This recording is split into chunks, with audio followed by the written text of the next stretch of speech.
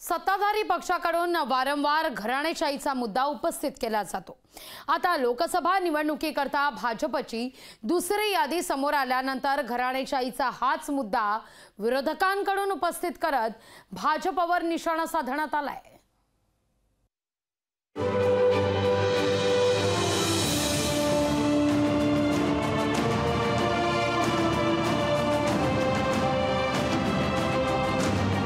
भाजपची महाराष्ट्रातल्या पहिल्या 20 उमेदवारांची यादी आल्यानंतर आता विरोधकांनी त्याबद्दल प्रश्न उपस्थित करायला सुरुवात केली आहे। काँग्रेसच्या घराणेशाहीवर नाकं मुरडणाऱ्या भाजपने उमेदवारांच्या दुसऱ्या यादीत घराणेशाहीची पार्श्वभूमी असलेल्या अनेकांना उमेदवारी दिली असा आरोप करत आता कुठे गेला घराणेशाहीचा विरोध असा सवाल विरोधी नेत्यांकडून उपस्थित केला जातोय।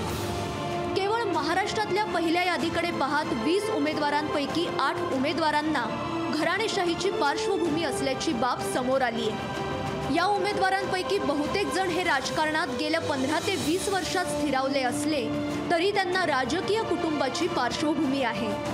घराणेशाहीला दूर ठेवण्याचं धोरण असलेल्या भाजपला उमेदवारांबाबत त्यापासून दूर राहता आलेलं नाही असंच चित्र सध्या दिसतंय। उमेदवारीत भाजपची घराणेशाही।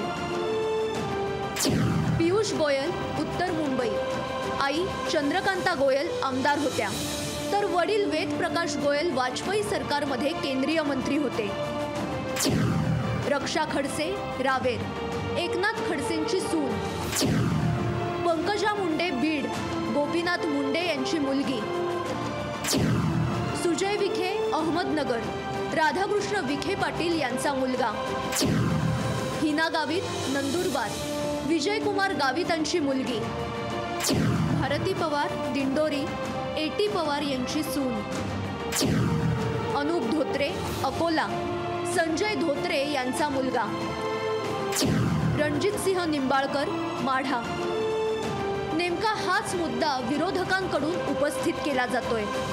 महाराष्ट्र में देखिए, कोई किसी का बेटा है, कोई किसी की बेटी है, कोई किसी की भतीजी है। पीयूष गोयल के पिताजी बीजेपी के ट्रेजरर थे, बड़े नेता थे, है ना परिवारवाद।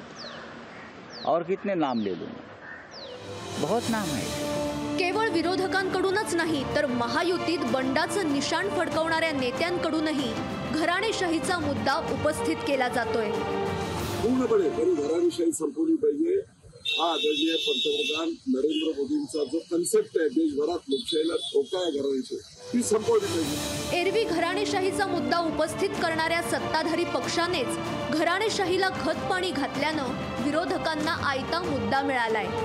एकीकडे अनेक काँग्रेस नेते भाजपवासी झाल्यानं आधीच काँग्रेसयुक्त भाजप अशी टीका होत असताना आता घराणेशाहीच्या मुद्द्यावर भाजपची कोंडी झाली आहे। ब्युरो रिपोर्ट, लोकशाही मराठी।